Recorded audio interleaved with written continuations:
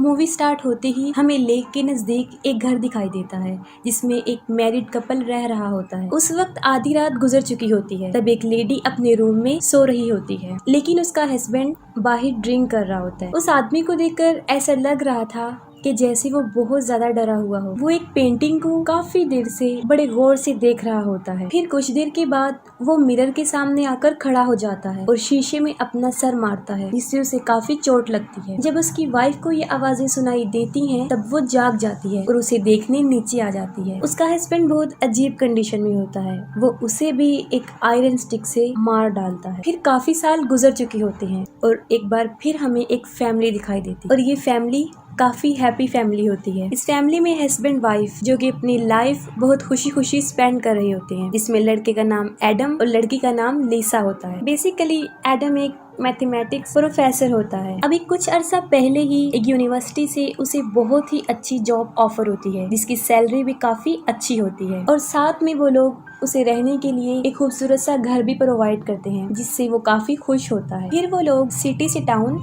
उस घर में आकर शिफ्ट हो जाते हैं। दूसरी तरफ मेलिसा प्रेग्नेंट होती है, जिसकी वजह से वो दोनों बहुत खुश होते हैं। इस बात को लेकर उन दोनों के दरमियान काफी डिस्कशन होती रहती थी कि वो बेबी बॉय होगा या फिर गर्ल। अगर बेबी बॉय हुआ तो उसका नाम एडम जूनियर रखा जाएगा और अगर बेबी गर्ल तो उसका नाम लिजा जूनियर। वो लोग अपनी लाइफ में बहुत खुश होते हैं और मजीद इस घर की वजह से। उनका घर बहुत ही खूबसूरत और काफी बड़ा होता है और वो लोग अपने बेबी के लिए उसका रूम भी चूज कर लेते हैं। और उसी दिन लिसा की बहन बिकी ने उनके लिए एक गिफ्ट भेजा होता है और उसमें एक माइस्टीरियस बॉक्स होता है। एडम उस बॉक्स को ओपन करने की काफी कोशिश करता है, लेकिन वो उसे नहीं खुलता, जिससे वो उन्हें लगता है कि शायद बिकी ने उनके साथ कोई मजाक किया हो। मगर फिर भी वो उस बॉक्स को रख लेते हैं और अगले दिन एडम अपने काम पर चला जाता है। लेकिन जाने से पहले वो लिसा को कुछ इंस्ट्रक्शन देता है कि वो अपना ख्याल रखेगी और वो वेट भी नहीं उठाएगी, खास तौर पर बेबी क्रिब, क्योंकि अभी तक उन्होंने बेबी के रूम की सेटिंग नहीं की थी। और वो ये भी कहता है कि हम दोनों मिलकर उसे सेट कर लेंगे। लेकिन जब एडम चला जाता है तब लिसा खुद को बहुत ज्यादा बिजी कर लेती है। वो बेबी रूम की काफी सेटिंग कर लेती है, इवन के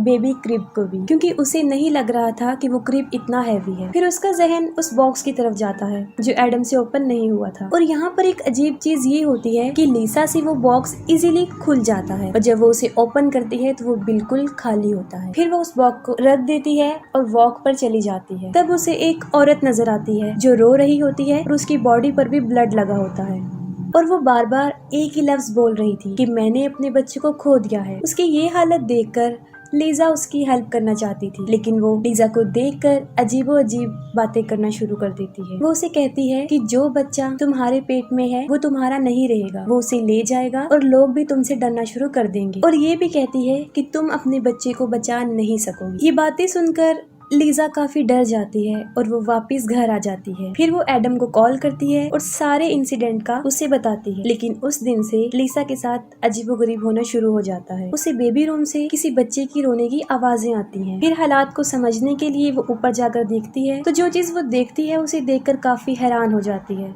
वो देखती है कि बेबी क्रिब में एक बच्ची लेटी हुई है। उसे कुछ समझ नहीं आ रही होती कि ये क्या हो रहा है, क्योंकि ये कोई ख्वाब नहीं होता बल्कि हकीकत होती है। और फिर जैसे ही वो उस बच्ची को गोद में उठाती है तब उसका चेहरा अचानक से बदल जाता है और इसके बाद लिजा अपने होश खो बैठती है। और शाम को जब एडम घर वापस आता है तो वो देखता है कि लिजा काफी जख्मी हुई है और उसका काफी खून भी निकल चुका होता है। वो फौरन उसे हॉस्पिटल लेकर जाता है। फिर लिजा तो बच जाती है, लेकिन उसका मिसकैरेज हो जाता है। और इससे भी ज्यादा अफसोसनाक बात ये होती है जब डॉक्टर उसे बैड न्यूज सुनाती है कि लिसा अब कभी भी मां नहीं बन सकेगी और शायद उसका मिसकैरेज कोई हैवी चीज उठाने से हुआ है, जिससे एडम को ये लगता है कि शायद ये बेबी क्रिब की वजह से हुआ। और उसने लिसा को मना किया था, लेकिन उसने उसकी नहीं मानी। ये बात सुनकर लिसा की बहन बीकी भी उनके घर आती है और वो ये डिसाइड करती है कि वो कुछ दिन लिसा के साथ ही रहे ताकि लिसा जल्दी से अपनी नॉर्मल हालत में वापिस आ जाए। इस वाकये के बाद एडम कई मर्तबा लिसा से ये पूछने की कोशिश करता है कि ऐसा क्यों हुआ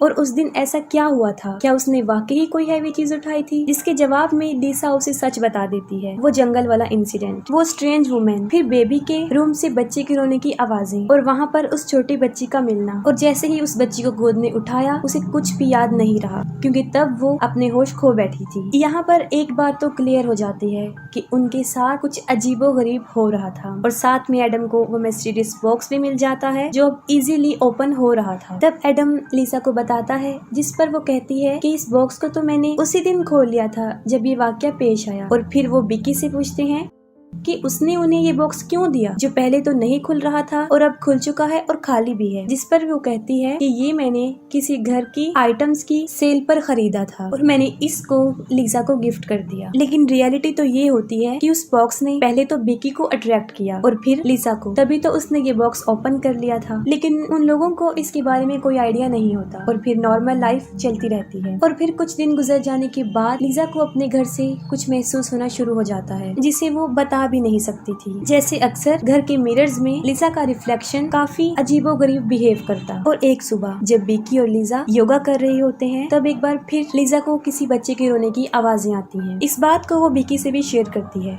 वो काफी डर जाती है और फिर से चेक करने बेबी के रूम में चली जाती है। और इस बार फिर बेबी क्रिब में एक बच्ची लेटी होती है, लेकिन अब वो पहले से बड़ी हो चुकी होती है। और अजीब बात तो ये होती है कि वो सिर्फ लिसा को नजर आ रही होती है, बिकी को नहीं। फिर वो अपनी बहन को एक्सप्लेन करती है कि वो नॉर्मल है और वो वाकई एक बच्ची को देख रही है। फिर रात को एडम देखता है कि लिसा अपने बेड पर नहीं है। वो उसे देखने के लिए जाता है। तब लिसा उसे फायर प्लेस के पास खड़ी हुई मिलती है जो कि एक पेंटिंग को मुसलसल घूर रही होती है। वो एडम को बताती है कि हमारे साथ कुछ अजीब हो रहा है, क्योंकि जब हमारे साथ हादसा पेश आया तब ये पेंटिंग ऐसी नहीं थी और अब ये पेंटिंग बिल्कुल बदल चुकी है। क्योंकि पहले उस पेंटिंग में ये था कि 4 बच्चे खेल रहे थे और उन्हें एक औरत बैठकर देख रही थी, लेकिन अब ऐसा कुछ नहीं हो रहा होता। और वाकई ही वो पेंटिंग बदल चुकी होती है, क्योंकि वो औरत अब अपने बच्चों की तरफ नहीं बल्कि साइड पर देख रही होती है। और इस बात को सिर्फ लिसा महसूस करती है, एडम नहीं। और वो उसे समझाता है कि तुम अपने बेबी को खो देने की वजह से ऐसी हो गई हो, जिसकी वजह से तुम काफी अपसेट हो और तुम्हारी ऐसी हालत है। और फिर बिकी के साथ भी एक अजीब चीज होती है जब वो नोटिस करती है कि मिरर उसका रिफ्लेक्शन एज इट इज नहीं दिखा रहा और मिरर में नजर आने वाली लड़की बेकी तो बिल्कुल भी नहीं लग रही थी। और फिर देखते ही देखते उसकी रिफ्लेक्शन उसे मारने की कोशिश करती है और उसके दिमाग पर ऐसा असर कर देती है कि वो अपनी बहन को बताए बगैर वहाँ से चली जाती है। लिसा को इस बात का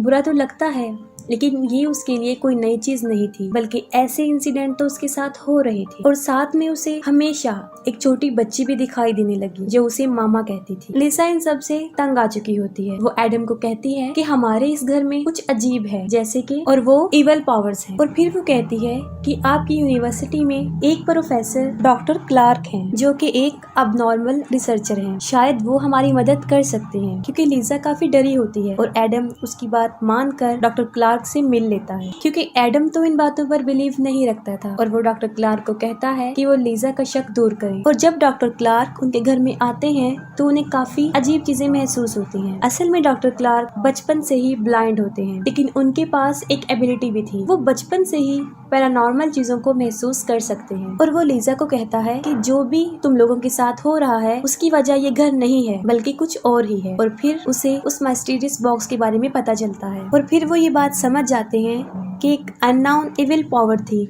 जो उस बॉक्स में कैद थी, और जैसे ही उसे ओपन किया गया तो वो आजाद हो गई। और जिसने भी उस बॉक्स को ओपन किया है वो उसके साथ ही है, तो वो चीज उनके साथ ही है।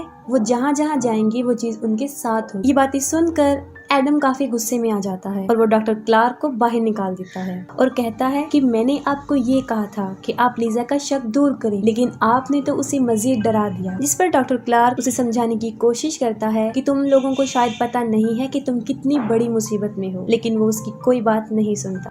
फिर उसी ही रात एडम के साथ कुछ होना शुरू हो जाता है जब उसे एक औरत और एक ओल्ड लेडी नजर आती है। वो दोनों उसे काफी डरा देती हैं और अब तो एडम को पूरा यकीन हो जाता है और वो फिर से डॉक्टर क्लार्क को अपने घर में बुला लेता है। और तब डॉक्टर क्लार्क उनकी मदद करने की कोशिश करता है। अपने इस रिसर्च से उन्हें पता चलता है कि सब कुछ जो पैरानॉर्मल एक्टिविटीज हो रही हैं वो इस घर की वजह से बिल्कुल भी नहीं है, और इस सब की होने की वजह वो बॉक्स था, क्योंकि उस बॉक्स में एक अननोन इविल एंटिटी होती है जिसका कोई वजूद तो नहीं होता, और ये काफी टाइम से इस दुनिया में रह रही थी, और इसका मकसद सिर्फ अनबॉर्न बेबी का शिकार होता है, यानी बच्चे को इस दुनिया में आने से पहले ही मार देता है। और उसकी बहुत बड़ी मिसाल लीजा थी, उसके साथ भी यही हुआ था, और लीजा के साथ कोई वाकया पेश नहीं आया होता, बल्कि उसके साथ ये सब कुछ करने वाली वो इविल एंटिटी थी। यानी हमने देखा कि एडम और बेकी ने उसे खोलने की कोशिश की, लेकिन वो सिर्फ लीजा से ही ओपन हुआ। मीन्स ये बॉक्स सिर्फ प्रेग्नेंट औरतों से ही खुलता है। बाहर आते ही उस बच्चे को वो मार देता है, और जो बच्चे उसे नजर आते थे वो कोई और नहीं था, बल्कि वो उसकी अनबॉर्न बेबी की टाइप्स थी